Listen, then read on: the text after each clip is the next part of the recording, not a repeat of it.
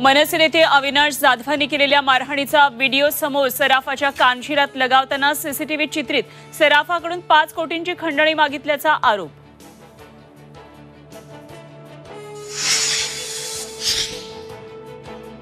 देशात परिस्थिती वेगानं बदलतीये, मोदींविषयीची आस्था कमी होतीये। जळगावमध्ये शरद पवारांचं वक्तव्य, राष्ट्रवादी 8 ते 9 जागा जिंकण्याचाही व्यक्त केला विश्वास।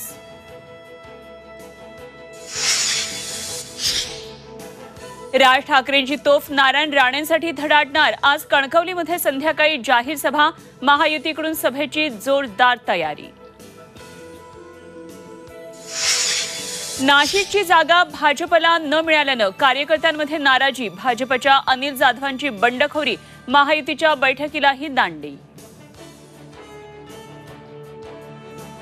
केंद्र सरकारनं कांद्यावरील निर्यात बंदी उठवली, मेट्रिक टनाला $550 किमान निर्यात मूल्य, सरकारकडून कुठलेही स्पष्टीकरण नसल्यानं व्यापारी वर्गात संभ्रम। आणि समुद्रात पुढच्या 36 तासात उंच लाटा उसळण्याची शक्यता, नागरिकांनी समुद्रकिनारी जाणं टाळावं, मुंबई महापालिकेचं आवाहन।